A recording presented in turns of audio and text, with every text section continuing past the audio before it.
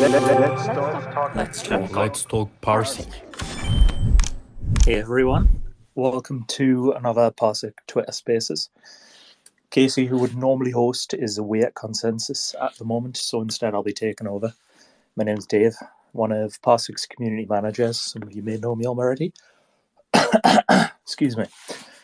Today I'm also joined as usual by Marcelo and Hao Dong, our other community managers, who will be helping to moderate things for us here. And then last but certainly not least is Rong Kai. He's our COO or Chief Operating Officer here at PARSIQ. So welcome guys, how is everyone? It's lovely. Thank you all so much for joining in, and it's a pleasure to have everyone here. Happy to share more today. Doing well over here as well. Excited for this AMA. Awesome. As usual, we're running an AMA campaign through Linkfree, so participants will have the opportunity to receive free participation NFT and also to enter into a raffle. So welcome everyone from the Linkfree community, but most importantly, welcome everyone from the PARSIQ community. So first, let's head things off with just a quick update on what's been happening in the space in PARSIQ since our last Twitter Spaces. And then after that, I think we'll just get into some questions that we've prepared for Rong Kai before diving into community questions that all of you guys have submitted. We've had some decent ones, so should be good. If anyone does have another question while the Twitter Spaces is ongoing and you haven't submitted it already, then just tag Marcelo or tag Hao Dong in the Telegram or in the Discord. And hopefully if we've got time, we'll get through all of those. So this week, as I mentioned, some of our team has been attending Consensus over in Austin, Texas.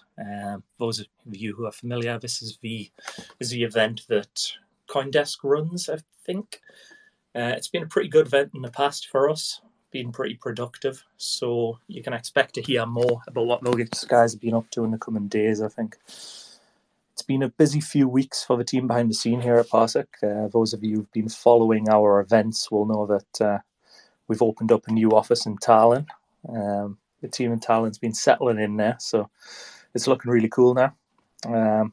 Seeing behind the scenes in the office, it's looking really good. You can get a sneak peek of that in the background of the video which we have posted with Tom. So that's pinned to the PARSIQ Twitter at the moment. It's looking really nice. You'll also be seeing our usual AMAs. So we used to do AMAs on YouTube before PARSIQ moved sort of into the realm of Twitter Spaces. We'll be going back to doing that as well. We'll be running both sort of in parallel with one another, covering different topics. So we'll be going back to that. You'll see a little more of a new office in there. They've come up with like a dedicated AMA studio in there, so I think that's going to be pretty nice.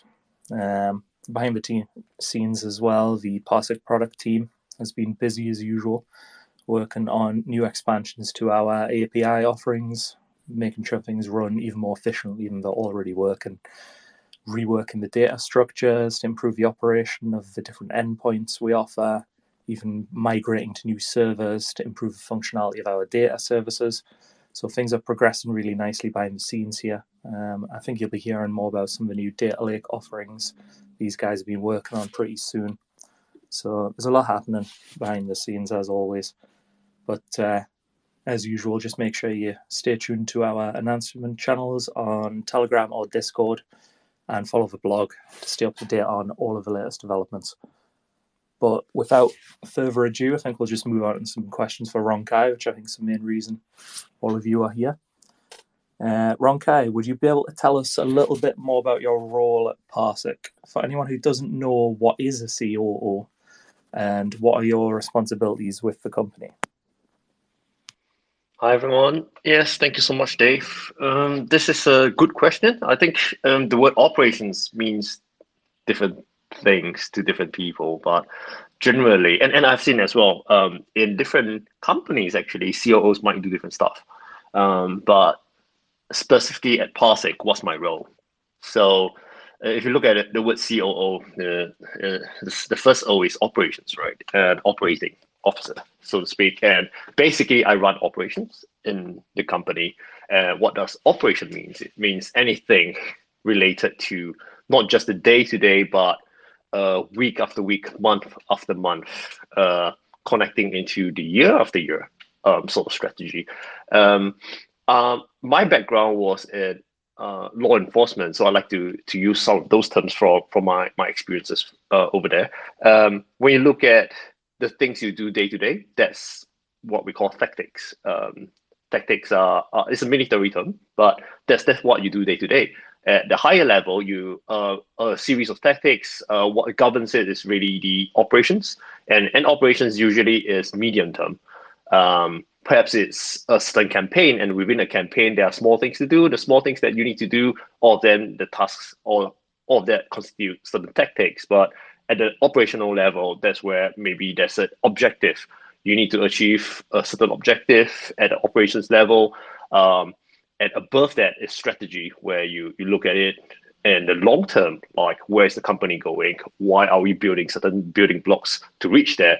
We are not there now, but it takes maybe in between this 50 steps, and I have to break it down to 50 steps, and then they say that this is what we're going. So at the operations level, being the COO, I basically connect at the highest level, where the senior leadership of the company resides, and we chart like this is the direction we want to go. That's the strategy, and I have a say, of course, at that level, and I convince and I make sense of it. And being the COO, I also break it down to things that applies in terms of operations. Perhaps say this quarter, this is what we're aiming for. The next quarter, this is what we're aiming for, and then which is broken down further into tasks and tactics, basically for different teams and different persons to actually act on. So generally, that's more or less my role. If you look at it that way, then for example, Daniel, who's the CTO, anything that's tech related, that's his side of the coin. He's going to do it. He's going to chart that the things that's very technical. In collaboration with me, we chart the strategy part and the operations part as well. On his side, he said that he's going to build in a certain direction. I work with him on roadmaps and that sort of things. And before I translate it for the whole company as well, and I match with some of the things he's doing. So perhaps he's not going to see that other teams need certain things, and I'm the one who's working with him and say that I need you to insert certain things into your own roadmap to say that we need to build certain things on the business side. They need it, or maybe internally we need certain things, and he will include it into his own roadmap. The roadmap that we produce for the community, for example, it's something that's agreed at the highest level, but it's also something that we there's a lot of things that we do not show to the public. There's an internal version of the roadmap where all of us sees the various different things that he needs to work behind the scenes. That's basically what my role is, out of a million different things that we need to do. Yeah, really well put. I think it's a good description. I think it's fair to say that like the job of COO really spans from like the strategic to the tactics. Like you say, I know you've had a big influence on the tactics that PARSIQ's using. It's really spans from the long term to the short term, the big picture, the little picture. You know, you're involved in the wider strategic planning as well as like the small nitty-gritty daily details. So how would you say that being a COO in a Web3 company, for example, compares with more traditional industries? Do you think that there are any sort of additional challenges to trying to adopt this role in a Web3 company as opposed to what you might face in a more sort of traditional setting? Yeah, thank you so much, Dave. This is a very good question. I think this is something that I guess traditional companies are also grappling with post-COVID. So basically decentralization. I think that the big difference, which actually Web3 already started pioneering before COVID, and it continues until now, but the traditional companies have a lot of trouble trying to grapple with, is basically decentralization and people working from home. even in a traditional company, you very likely have staff being located in a certain geographical region. And therefore, you can still call people back to office. Most companies are back to a hybrid model now. If you're based in Singapore, your chances are all your colleagues or most of your colleagues are based in Singapore. You might need to have virtual meetings with colleagues around the region, but chances are you'll be back in office, say 3 times a week, or 2 times a week, sometimes 5 times a week. But for a company like us in the Web3 space, most Web3 companies that I know of are either fully decentralized or partially decentralized. There's basically a spectrum. Even for PARSIQ, for example, I think probably about 25% of the company is based in Tallinn, but everyone else is everywhere else. I myself are not based in Tallinn. Therefore, most of our meetings, vast majority of it, are not face-to-face. It boils down a lot to building in very clear guidelines, very clear meeting structures in order to achieve something that usually you go to a more traditional company structure. It's easier because it's face-to-face. There's a lot of things that's somewhere in between. I wouldn't go into too much details, but I think 2 of things I do want to share with everyone is really coming out with efficiency in a decentralized way. Not to say that face-to-face are definitely 100% more efficient compared to a decentralized video conferencing sort of meetings, but definitely there's a lot of things that face-to-face is just better. For example, even in PARSIQ, we like to do very strategic planning face-to-face. We will go down to Tallinn and we will discuss and chart the way forward for perhaps the entire year or the entire half a year. And we do that actually relatively often. I was in Tallinn 4 times last year, and it's very similar. Every time I go down, we get so much stuff done in just 3 days of discussion, for example. But those stuff are very complex, and it makes a lot more sense to meet face-to-face. And everything else, when we're decentralized and everyone is all over the world working on different things, the pros of it is, of course, you're tapping onto talent pools across the world. You're not limited by geographical regions. The cons of it, of course, is a bit more difficult to coordinate, to actually get the point across. And sometimes it's, if people lose focus inside the meeting, in a face-to-face situation, it's easier to catch that. And it's easier to pull them back in again, even with body languages, facial expressions, etc. But in the virtual setting, a lot of things might be lost. So what it comes down to is a lot of standard setting. Before meetings, after meetings, when I came to the company, is a lot of things that I've been working on. And definitely the company grew so much since I joined in. And all of that, those changes were very necessary to actually set the stage for the company to grow in the first place.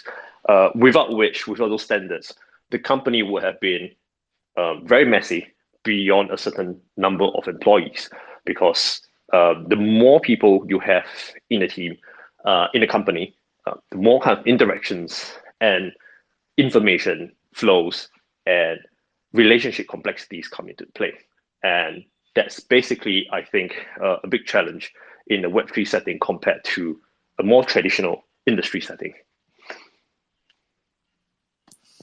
Yeah, I think you hit the nail on the head there, really. It's there's definitely advantages to each approach.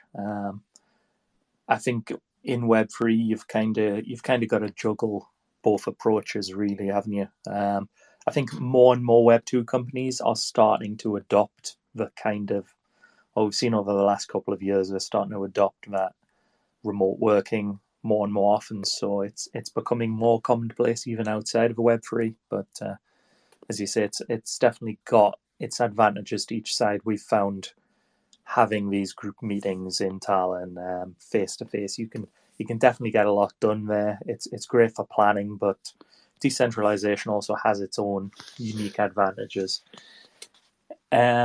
Which kind of brings me to my next question.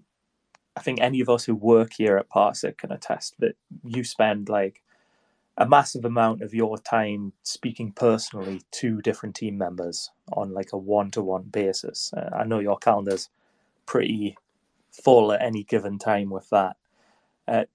Why do you think that this is an important use of time for a leader, and how would you characterize your leadership style? Right. So I guess a little bit of context to this for those who's not in PARSIQ, why I do it like that one-to-one. In a traditional setting, there's a lot of interaction with people. You walk along the corridor, maybe at the pantry, and you see someone, you say hi, just have a small chat over a cup of tea, 10 minutes, 15 minutes. You don't get that in a Web3 decentralized environment. What I'm trying to do in a one-on-one is really to replicate that. Of course, with more senior members of the staff in PARSIQ, our one-on-one, it could be 90% work discussion. But that, even if it's just a 5 to 10% of asking, how do you do? How's your wife? How's your kids? Where do you go for holiday? Or what do you do? It basically builds connections. It makes us understand at a more both conscious and subconscious level what a person is like, what they think, and how would they likely feel, and what's their inclinations, their preferences.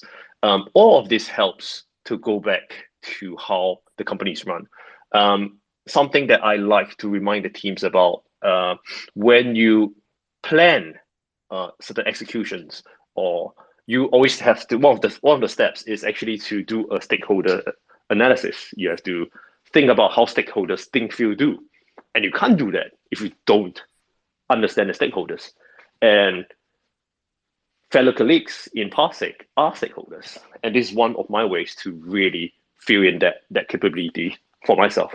And I think moving forward from there, why do I think it's important for a leader, and how it characterize my leadership style? Maybe partly because of my background. I generally like to lead by example. I like to go down and get my hands dirty, so to speak. That doesn't mean that I'm a micromanager. I usually state it at an operational level. This is how it's. These are really important. These are the objectives. These are some of the things that needs to be done. I leave it to the team to discuss how it's done. It doesn't make sense. I'm not the expert for me to say how it's done. If it's marketing relationship or marketing certain points that they need to do, or maybe producing certain content, I'm never the expert. I trust my experts. I trust my colleagues to do the best for it. As long as I set the direction, like this is the direction, this is the objective, go ahead and do what you need to do. That's usually my style. And a little bit of quality control here and there. Sometimes I give my opinions, but most of the time I look at it, I'm all right with it, and you will just go ahead. That is usually my style. There are a number of different types of leadership styles. I shared it with the company previously, actually. And I am probably more comfortable with 2 or 3 different styles. Not all. I think there's different school of thoughts. Some school of thought thinks there's about generally there's about 7 styles. Another one I think is 11 styles. But what I can say is that everyone have their own preferences. And for me, at least, my preferences is really get in the thick of things, get my hands dirty. When in a day-to-day basis, I'm more consensus-based. I'm all right with changing. I'm not particular about the house. I am strict about the whys, because as long as the direction is right, but everything else is negotiable. But I must set the direction right first. In a crisis, that's where my leadership style changes. But we're lucky so far. We haven't reached any crisis yet. There's been changes here and there within the company for strategic reasons. So far, things have been good. Yeah, fingers crossed. Yeah, we haven't reached that point yet. Hopefully we never will. Yeah, I remember you giving an interesting talk on this subject when I last saw you in Tallinn, which is kind of where this question came from. Yeah, I think it's right. That leadership style works well when you have a good knowledge of people who are working under you, etc. So I think you're right that it's time well spent. I'm sure you can attest our one-to-ones have devolved into any number of different variety of subjects, but it's always time well spent, I think. So my next question for you would be kind of harkening back to what you mentioned, that you were in law enforcement previously. So I'd have to ask, how did you first get involved in the crypto industry? What initially attracted you to it? Were you involved prior to getting a job in crypto first, or was that your introduction? Yeah, my story is probably a bit more unconventional. So what happened was I actually left the law enforcement without a job. I was relatively happy working in law enforcement in Singapore, but I was working 70 to 90 hours a week, and my wife wasn't happy. So I told her, yes, I'm going to do something about it. We were supposed to make a major move in our careers, but COVID hit and I was stuck at home and I didn't have much to do. So that's where I started exploring more. Web3, of course, is one of them. And I was lucky how I got into Web3 because back then, one of my friends, his father actually had a heart attack and he had to take a leave of absence from his work to help out his father's business. I actually texted him back then and told him that he didn't need to pay me anything, just let me help you out. After a month in, he told me he couldn't teach me anything, but he could bring me into his company. Just happens to be that his company is Binance, and I was lucky to get in from there. And I guess it's the COVID period, right, where a lot of people are stuck at home. You get to explore all sorts of different things. A lot of people come in 2020 and 2021.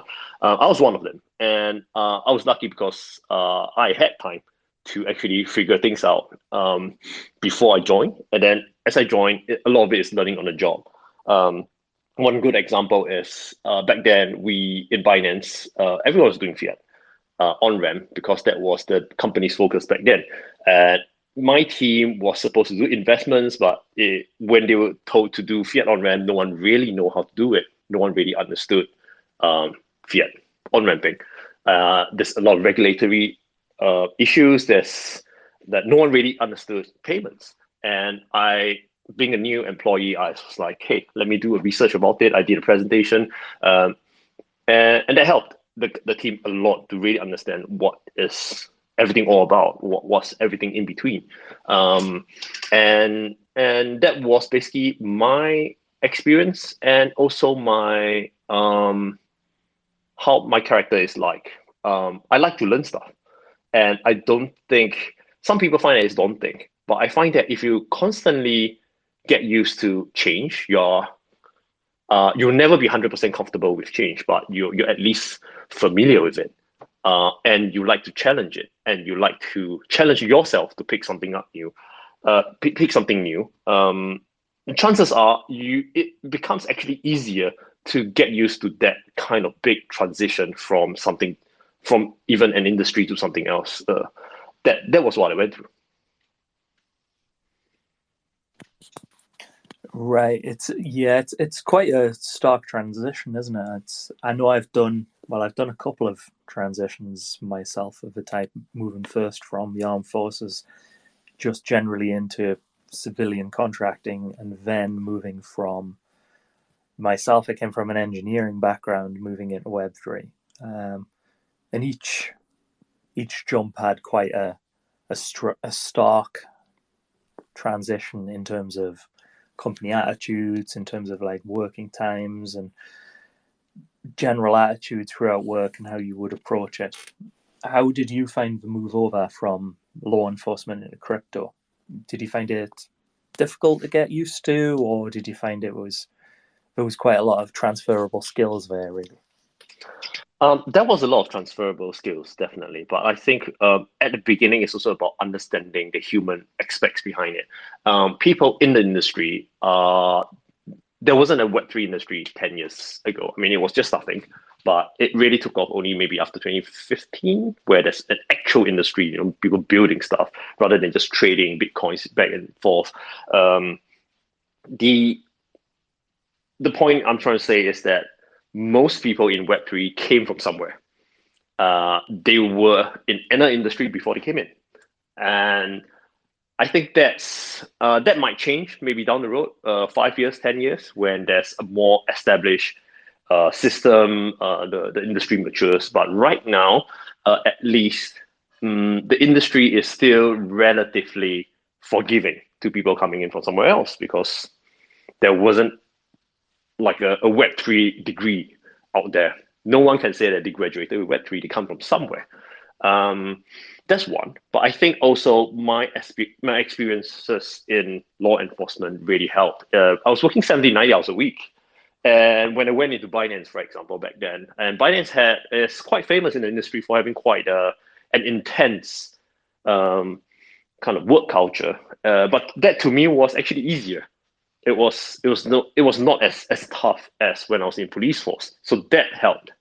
But for everyone else, I would say that if you're trying to do a transition, and you're not like currently, maybe you're just doing something more civilian. Maybe you're doing finance, maybe you're doing insurance, anything, marketing. Web3, you have to ask yourself, what does Web3 need? How do people look at you? What do they want out of you? And you target from there. Most skills are transferable. Industry knowledge has to be picked up. And how fast do you pick it up? That is the question. So focus on your strength. If your strength is certain things, start from there.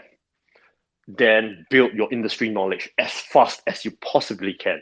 In your free time, do as much reading as you can. If you have to choose between watching Netflix and reading, I would have chosen reading, because that's what I did. And you probably have to do it for half a year straight. Drop your Netflix if you can. Drop your other stuff if you can. And just focus on building that knowledge. It will help you very fast, quite immediately, actually, if your team realize that, hey, actually, this person is picking up really, really quickly. The trust from the beginning pays a lot of dividends across the long run. I'm not saying that you go crazy, of course. If you need to relax, go ahead and relax. But this definitely helps. The more you read, the more you learn from other people's experiences, the faster you pick up. Yeah, well said. I think, excuse me. I think expanding your knowledge base is definitely very important. And if there is anyone who's kind of out there and looking to get involved in the space, I'd also just not underplay the importance of just getting in contact with different companies, getting involved in their communities. Like for myself, for example, and for Casey as well, who's our head of community, we both started in the PARSIQ community. I wasn't involved in Web3 from a professional capacity before working for PARSIQ. So it was a transition for me, but there's a huge amount of potential roles out there if you're interested in that. And as you say, Rong Kai, that's one of the nice things about working in Web3 really, is that there's surprising lack of elitism, because there is no Web3 degree out there, or obviously these kind of courses are starting now, but most of the head figures working in Web3 right now, they don't have any qualifications in it. They just have knowledge. They just have ability. So it just depends on what you know, what you can do, and the potentials for what you can get involved in, what you can achieve are limitless, really. So definitely, I would, if you are looking to get involved in the industry, then I would don't sell yourself short. For my next question, I just wanted to ask you about, because obviously you were one of the major figures in this change. Last year, PARSIQ had quite a major change in strategy. We moved from the old platform, which some of you may have known, which was kind of had a little bit more of a focus on retail traders, and decided to move to a totally different approach to blockchain data. From PARSIQ core into this new direction, Could you explain for us, Rong Kai, for anyone who's not familiar, a few of the differences between our old platform and the new one, and kind of why we made that decision to make that major change in strategy? Yeah, sure, Dave. So before I really get into the story behind it, perhaps just a very brief summary of the old platform and what we have right now. The old platform was a real-time data service. So it really focused only on real time. That means anything happening on blockchain right now, the latest block of information is very trigger-based because it's real time, which means that you can actually preset certain conditions that, hey, if this thing happened on blockchain, then do whatever it is. Most of the time, it's like, let me know. Let me know is the most simple portion of it. But the technology is way more powerful than that. It can actually do more stuff. You can respond on blockchain. If this happened, then maybe I do something else behind it. Our technology facilitates and enables those sort of functions. And we built it with brilliant minds behind it. And we spent quite a number of years really perfecting that craft, which means that we were probably one of the fastest already in terms of real time information on blockchain and then translating it to something else, maybe even reacting on blockchain. And our current platform, the new one, is of course real time. That's always been our core, but we built to include historical data. We deliver it differently compared to our old platform. We are API based now. We enable our clients to take whether it's raw data, if that's what they want, so be it, filter it, sure, customize it, definitely. We are fully customized inputs. So you can say that certain things you want, certain you do want, certain things you do not want, and fully customized outputs, which in terms of customizability, probably so far none in the industry are doing it the way we're doing it.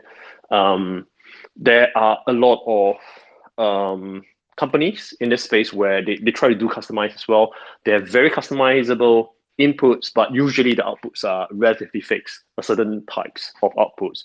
We are fully customizable in our outputs. And if we do not have it, let us know and say that, hey, can I have it in these outputs? And we will try to build something for you. Part of our current offering then is very customized kind of service to each client, very personable, B2B. It depends on how big the client is, of course, and how much they're willing to pay us. But then that transcends a lot of things in the Web3 space, where a lot of things are basically, this is the SDK, build it yourself. We have an SDK, and if you want to build it yourself, you can do that. But we found that in this space especially, there's a lot of value to be had for us to just build it for them. If you have your own product, you don't want to spend too much time just staring at the data, then that stops you from building your actual product. The data enhance your product, not take away attention from the product. And that's where we come in. Then the story goes like, why did we do this change? Back last year, we actually had a very good discussion in Tallinn. And at the end of Tallinn, this didn't come in actually. This came in actually after that. So when we were in Tallinn, we were discussing the way forward, the entire year, what are some of the things we need to build, what's our roadmap, and everything was good. We had long planning, some of the things that a lot of different people shared different things. And I think that exposure, where the whole company gets together and there's a lot of sharing of ideas and different things flow, it probably triggers something within the company. And the idea to change sort of the approach and pivot towards a complete suite of solutions rather than just real time, the seed was planted then, but it really flowered after our discussion in Tallinn. So I went back to Tallinn 2 months later to talk about a new approach. And why did it happen? It actually came from the tech side, the tech and product side. There's a few things. We have a lot of clients, but on the old platform, most were just using us for very simple use cases. Just notify our community, notify me, certain things. We thought that there's a few reasons behind it, but we thought that the technology was very far advanced and we spent a lot of resources building it, but it's not fully utilized. That's one. And secondly, we had problems of our own when we tried to do our own data queries. Because we were only focused on real time, we had to get data from other service providers. And it's not just one, we had to get it from multiple different service providers. And then we try to mesh everything up behind the scenes ourselves. That's where we also realized that if we have these difficulties, probably everyone else has it. And knowing our clients, we know that that's actually the norm in the industry. And we thought that, hey, can we do this ourselves? This is extremely inefficient. If you're just starting to build, you might not think much about it, right? You're like, oh, this is fine. I'll just get those 3-4 different data service providers, pump everything to me. I'll do a quick solution and I don't look at it anymore. Except that you always have to come back and look at it because that's what we went through. As you scale upwards, as you expand, the data demand and it starts to have a drag on your main business. And then you realize that I'm spending more and more time and resources to try to resolve data. And I'm still not resolving it even when I subscribe to 3 or 4 different data service providers. We tried to build backwards and we found that we could. Single point of contact, full suite solution, whether it's historical, whether it's real time. And because we spent years, a number of years, perfecting our real time service, we found that we are one of the fastest in the space. We do not know whether there's someone faster than us, but so far we haven't found it. So it's not just fast, we were extremely stable because we already solved the hardest part when you're trying to do a full suite data solution. Historical data, raw data, relatively easy to do because it's just creating something that's already been stored. Customized data and real time is not easy, especially real time. The faster you want to do it, just for that maybe a few more milliseconds of performance, it's way more complex and way more resources required. It's basically an exponentially expanding graph. And we were doing it for a number of years. So when we built full suite, we found that, oh, we are technically ahead of the technology curve. We were the best out there. And that's where we found ourselves today.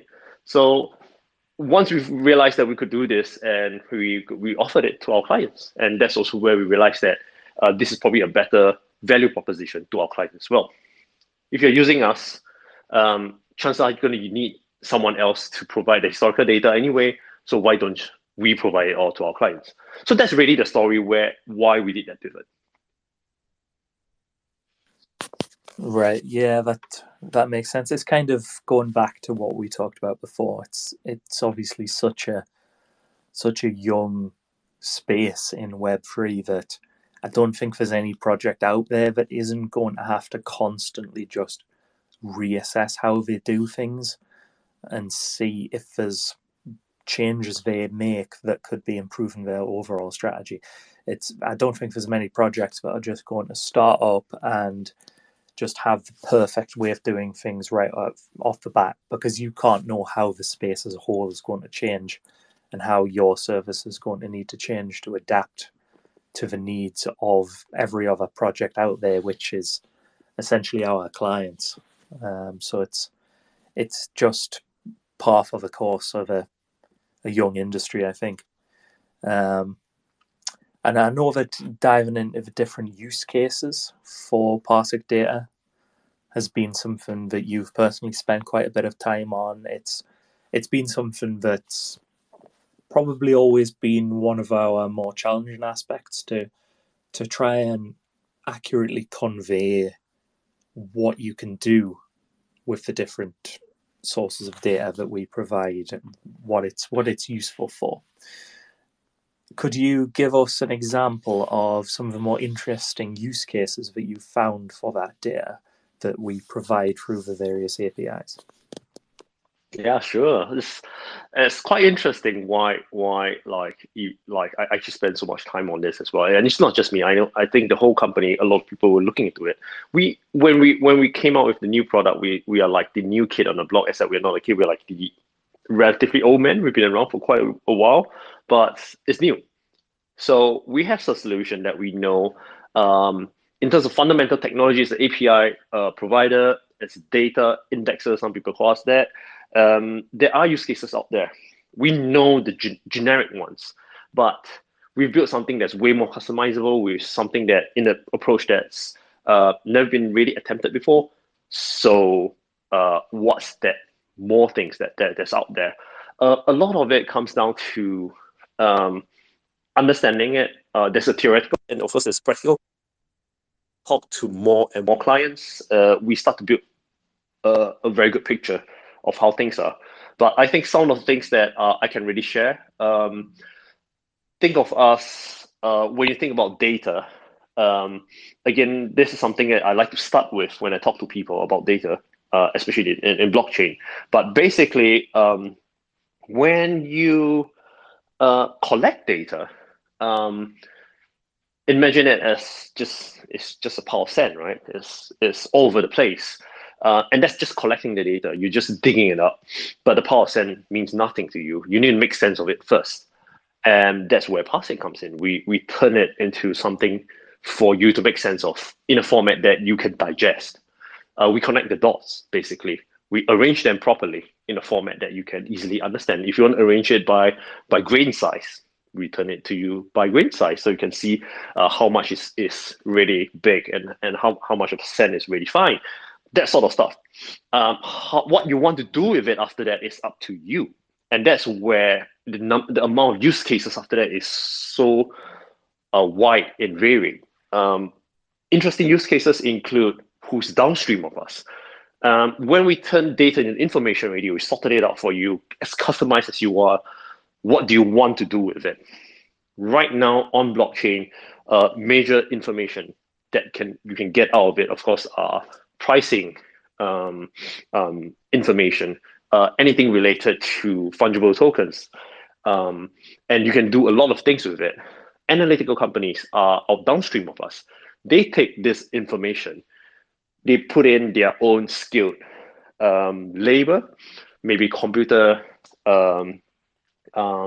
power, computing power, and they have their own strategy or TCs around it, and they can produce research for their own clients, and they sell it for millions. Buy Bitcoin in the next 3 days, sell that coin in the next 5 days, buy that in the next 3 hours, whatever it is. They are downstream of us. They are our customers. There's a lot more, of course. If you're looking at NFTs, it's easily translatable. It goes down way more to just producing perhaps a dashboard. That can be done, of course, using our platform. And they are downstream of us as well.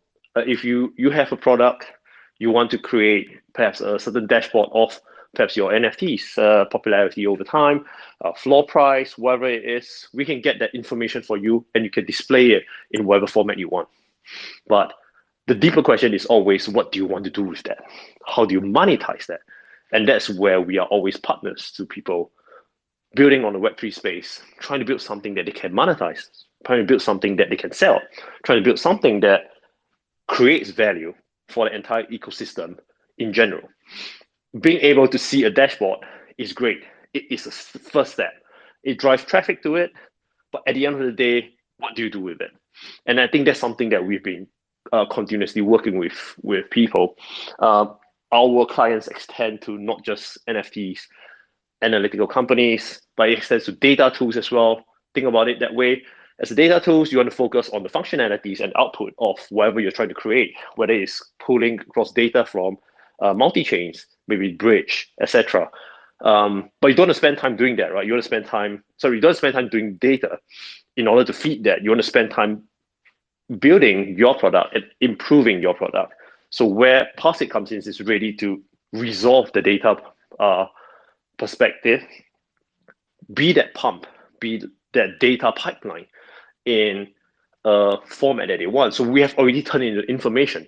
How they analyze the information or how they use the information after that, that's where our clients can focus on. So I just gave a few examples. The sky's the limit, really, in terms of what people are trying to do. And we have a lot more interesting use cases, but some of them are confidential. I can't really share right now.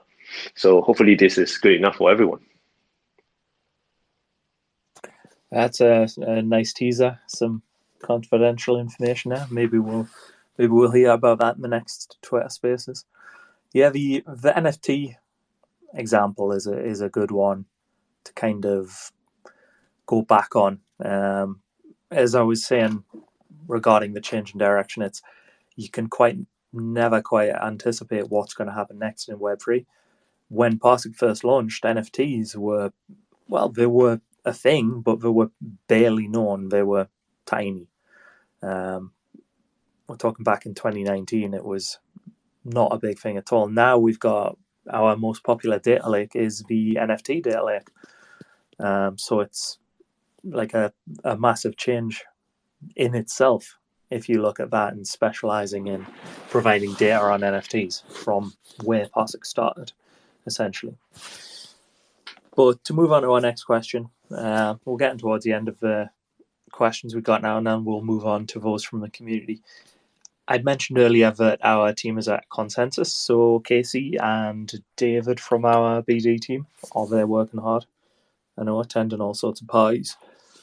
So Rong Kai, as our COO, could you just elaborate a little bit for us about why these events are so important for PARSIQ and kind of what we get from these? Definitely.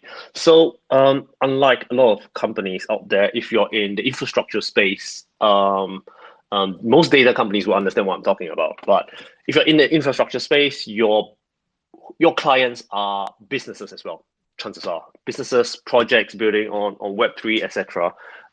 They are not going to be that easy to reach out to compared to a more consumer-facing kind of product. If you are selling Coca-Cola, you have advertisements on TV or on YouTube.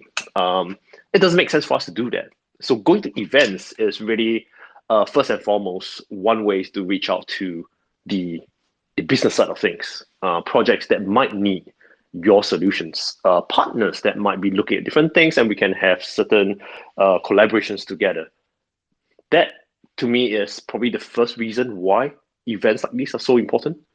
And secondly, of course, I think there is a sort of a video conferencing fatigue after COVID.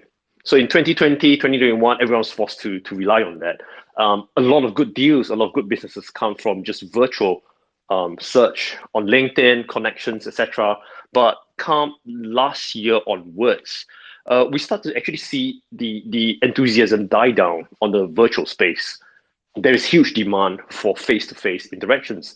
A lot of it goes down to fatigue from online sources.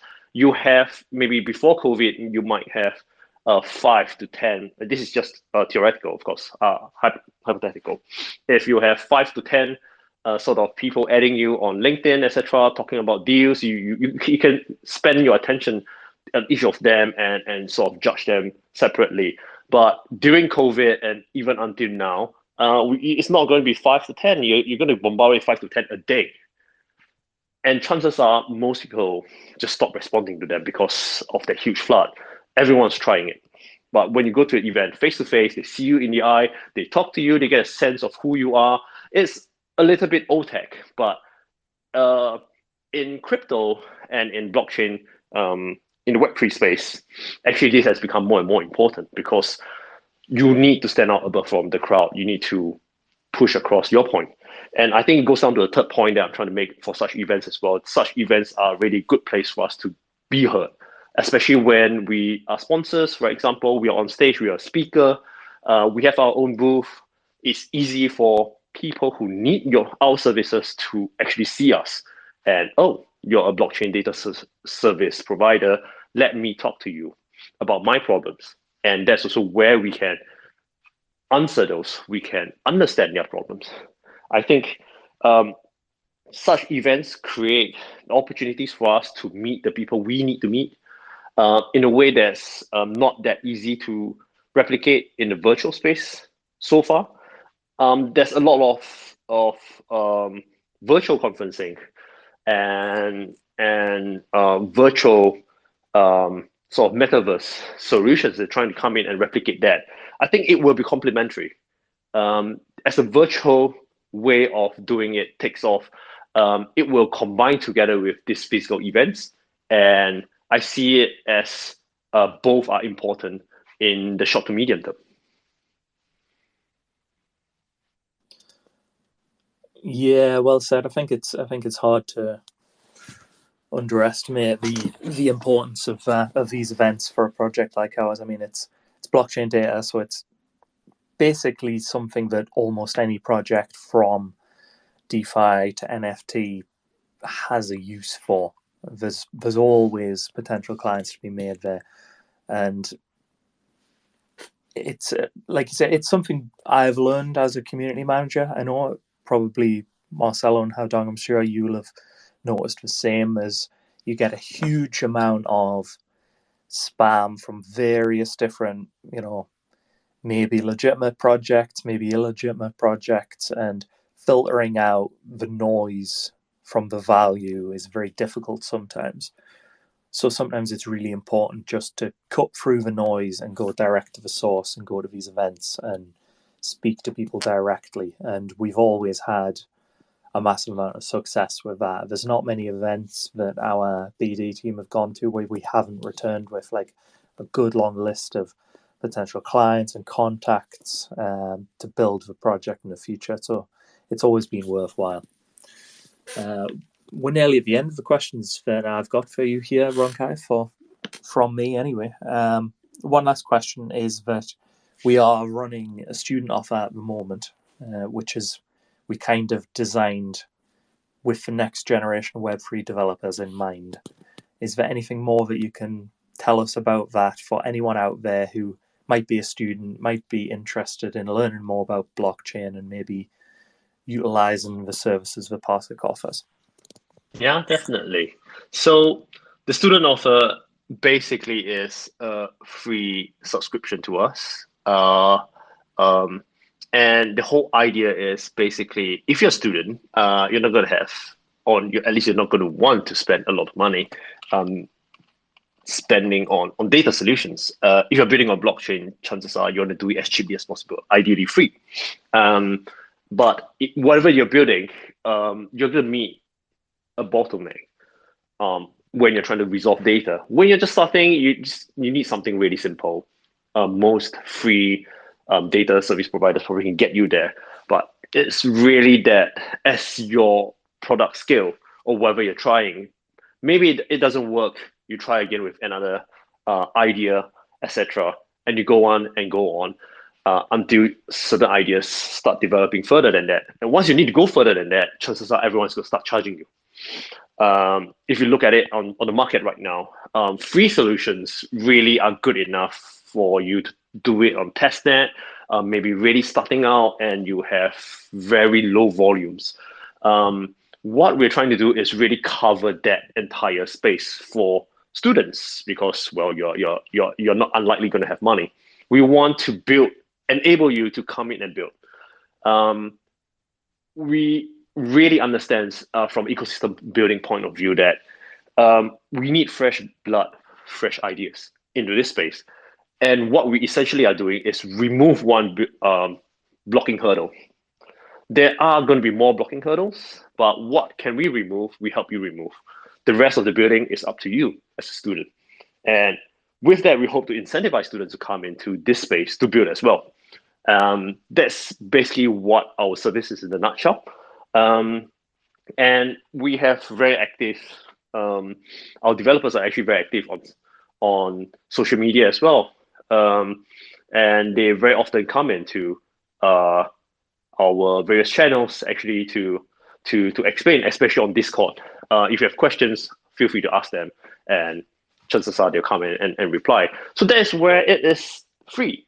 as a very strong network, a strong ecosystem, and we're building it together with the community from scratch. So that we really hope that students will make full use of this, build whatever you want, and scale together with us. Absolutely. I think this is a good example of what we were talking about when we say look at large-term strategy as opposed to small-term tactics. So that was the last question that I had for you, Rong Kai. We've got some questions from the community though, so I think we'll just get through those. I know we're approaching the hour mark, so we'll just move straight on to the community questions. First one that I have is, how do you see the regulatory landscape for cryptocurrencies evolving in the coming years? What impact do you think this will have on the industry? Right. This is complex. I try to answer it as quickly as possible. I do try not to exceed. I think regulatory landscape is going to be more mature in certain places and more confusing in certain places. I think we have crossed a certain threshold in terms of ambiguity in the regulatory landscape. The past bull and then bear cycle has probably woken up a lot of regulators into this whole thing. They might not be fully understanding of what's going on. They might not look at it from the same perspective. For example, Indonesia, because of lobbying, they tend to look at this entire industry more as a commodity sort of viewpoint rather than in America, where SEC is trying to look at it from a securities point of view. It depends on every location. It's going to be very similar to a lot of different financial products, so to speak, where it's a bit more fragmented. But I think if you're in the major markets like Europe, United States, maybe even China, you're going to face very different regulators' approach. But it will be evolving to a more mature state. And I think the impact is going to be this. If the local regulations are not up to what will incentivize you to build on it, more and more people is going to be leaving a certain geographical restrictions into somewhere else, move offshore, so to speak. Can they really do it? There are risks and rewards. It can be done. I think the key point is moving to a regulatory landscape within the local area that suits what the team is trying to build. And I think that fluidity will continue for quite a while to come. Right. I think we're already seeing the birth of a few like potential crypto safe havens, sort of tax havens already. This is something that's just going to evolve very regularly. I think that you'd see there's not many governments around that aren't flip-flopping on the issue. It's just something that's getting reassessed on a almost annual basis. Next question I have is, well, this is one I can answer. Will we see the roadmap added to the website? Yes, you will see it added to the website. There's general updates on the website in the works right now, so you will absolutely see the roadmap added to that. The next question, Tom has mentioned previously that PARSIQ has been talking to different governments. Can you elaborate on that? Is there anything you can tell us on that, Rong Kai? Yeah, definitely. There are a number of some things are confidential, so I can't talk about that. But I can say that most of them are in Asia. That's one. I don't think I can quote anyone yet. A lot of it is basically honored as a trusted technology provider, and that's who we are anyway. We are blockchain agnostic. We are relatively neutral, and I think a lot of governments like that from us. They don't view us as, oh, you're just another crypto company. We have our own token, yes, but it is really just the oil to what we're doing. We are blockchain agnostic. We provide a service to anyone who needs our service, and I think for governments that eliminates a lot of mistrust when they first approach us. So I think that's probably where we are at right now. We have some MOUs already. I can't go further than that, but I think a lot of it is basically when they trigger us, like, hey, this is building and PARSIQ, please come in. That is where we will come in. A lot of those initial things, basically the ink is already on the paper, which a lot of it is just pending building. And it's not just governments. There's a lot of big contracts as well. It's at that stage. Right. Yeah, I think anything when it's involving governments, nothing happens quickly, right? Everything's happens on their time scale, really. So you just kind of have to work with their expectations. My next question is, let's see, how has the feedback been from clients regarding data lakes and Tsunami API? We've had a decent amount of feedback now from a few different clients. Is there anything you can tell us on that front that you're aware of, Rong Kai? Yeah, definitely. I think obviously the most common feedback is, wow, you guys are fast. You guys are really stable. We have a number of clients that jump on board with us because they have trouble with other data solutions out there. They do a very complex kind of request and the whole thing crashes repeatedly and they could never get past it. And then when we do a tech demo, they ask us to do it, like show us live, and we want to see it, the exact same query. And we just, okay, sure, we do it live. And they get it in seconds. And they're like, okay, you've convinced us. I don't want to look at it anymore. I just straight away, I want to change to you. That's basically where it comes from. And of course, Tsunami API is very powerful. Data lakes are very custom. So a lot of it comes down to, wow, I want it to be done in this way, that way. I mean, it's extremely custom. I want a certain complexity in between. And when we can get it done and delivered to them, it's a lot of customer satisfaction on that front because no one else could do something custom like that. Right now in the space, it's just a lot of people doing it themselves. Like, oh, I asked my own devs to build it because no one else could do it anyway. We want something really custom. How long does your dev take to do it? Chances are they're going to quote in months, 3 months, 5 months. And whenever we tell them that we can actually get it done for you over a weekend, and that sort of standard of delivery of our service is extremely attractive to our clients. Right. I think the feedback in general has been really good, right? But especially just the aspect of being able to cater to the needs of individual clients has been our strength so far. The next question I have is, well, it's the one we've had quite often. It may be a little more of a product question. When can we see operational dashboards and statistics for PARSIQ? Do you know anything about this, Rong Kai? Yeah, I can say that if it's not on our roadmap this year, you wouldn't see it this year. A lot of things are in the plans, but we have to prioritize our resources along some things that we can do. But I can say that like dashboard statistics for PARSIQ is in the works, and it will be pushed out in stages. Obviously, it's very resource intensive to build something like that. We want to build something like that for our community as well. And it's a very good sort of like marketing piece anyway, right? Like you go to our website and straight away you actually see something useful to you. Is a very good illustration of how good the technology can be. This is in the works, yes.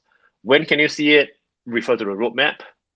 That's probably my best advice to you. And know that it will be in stages. You're going to see something really nice, but then you'll get more and more complex. And actually, that's something we're excited to do as well.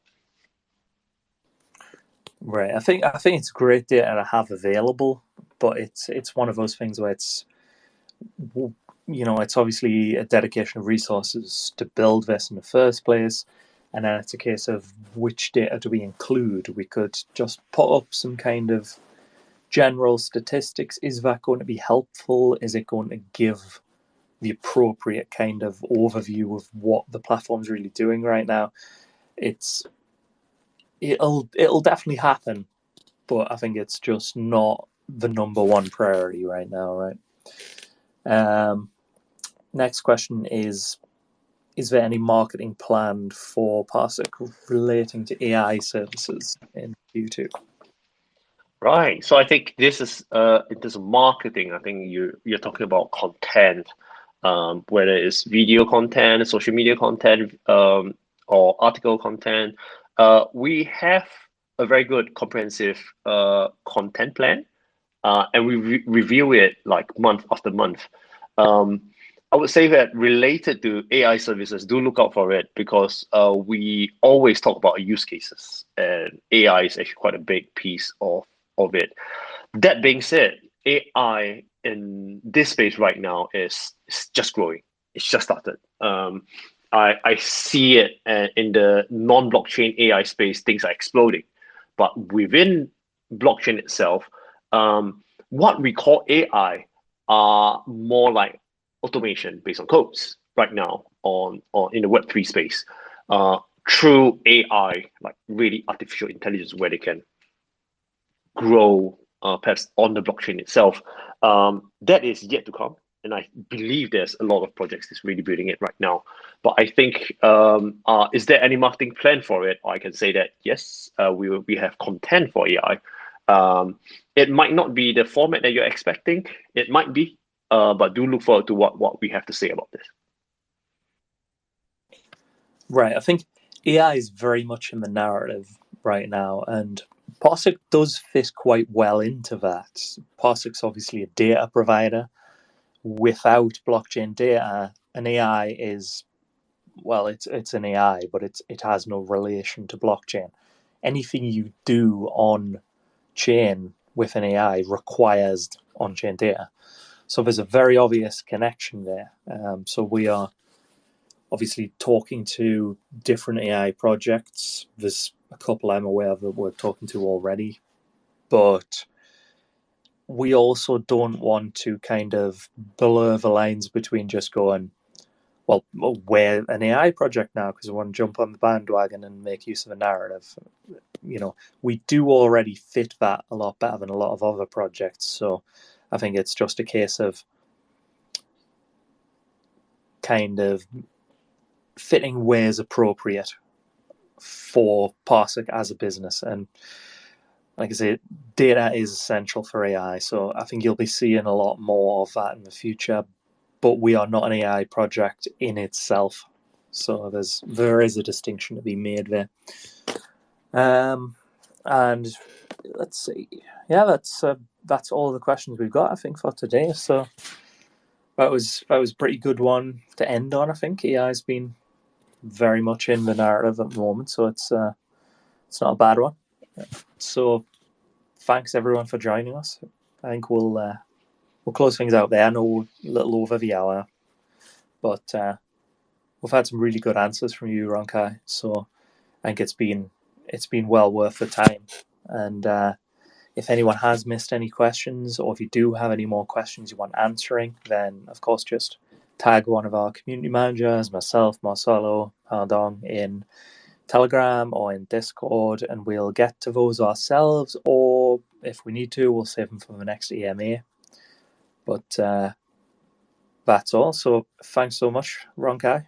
It's been fun. It's been great. I've enjoyed that discussion. Yes, thank you, Dave, for hosting, and the community team as well for helping out various ways. And it's my pleasure to be here. Thank you all, everyone. Have a nice day. Absolutely. Thank you so much. Thank you guys for joining. We'll no doubt be hosting another EMA before long. So I hope to see everyone again very soon. So bye for now. Let's talk PARSIQ.